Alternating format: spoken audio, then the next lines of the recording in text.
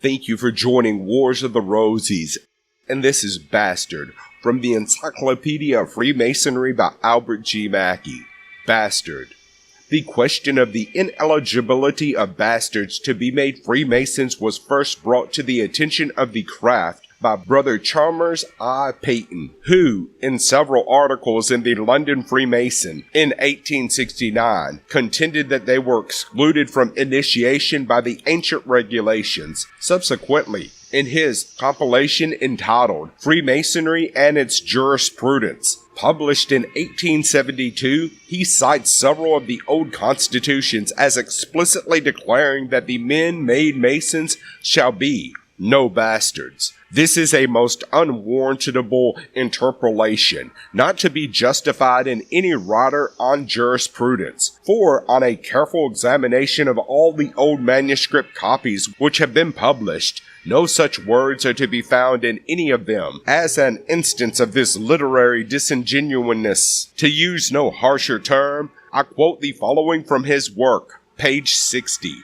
The charge in this second edition of Anderson's Constitutions is in the following unmistakable words. The men made Masons must be freeborn, no bastards or no bondmen, of mature age and of good report, hale and sound, not deformed or dismembered at the time of their making. Now, with a copy of this second edition line open before me, I find the passage thus printed. The men made Masons must be freeborn, or no bondmen, of mature age and of good report, hale and sound, not deformed or dismembered at the time of their making. The words, no bastard, are Patton's interpolation. Again, Patton quotes from Preston's The Ancient Charges at Making, in these words, that he that be made be able in all degrees, that is, freeborn, of a good kindred, true, and no bondsman or bastard, and that he have his right limbs as a man ought to have.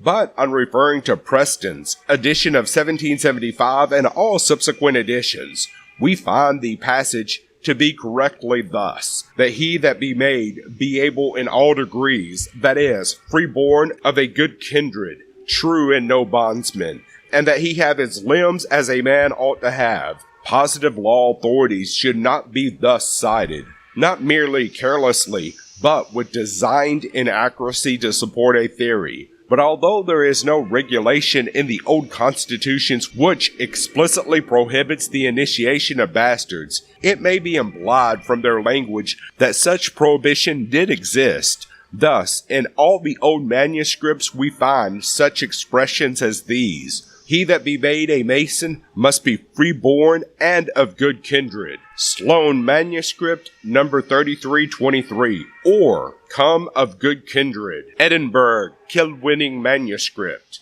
Or, as the Robert Print more definitely has it, of honest parentage. It is not, I therefore think, to be doubted that formerly bastards were considered as ineligible for initiation, on the same principle that they were, as a degraded class, excluded from the priesthood in the Jewish and the primitive Christian church. But the more liberal spirit of modern times has long since made the law obsolete, because it is contrary to the principles of justice to punish a misfortune as if it was a crime.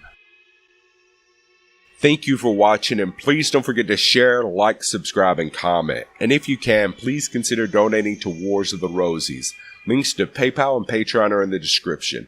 Thank you so very much.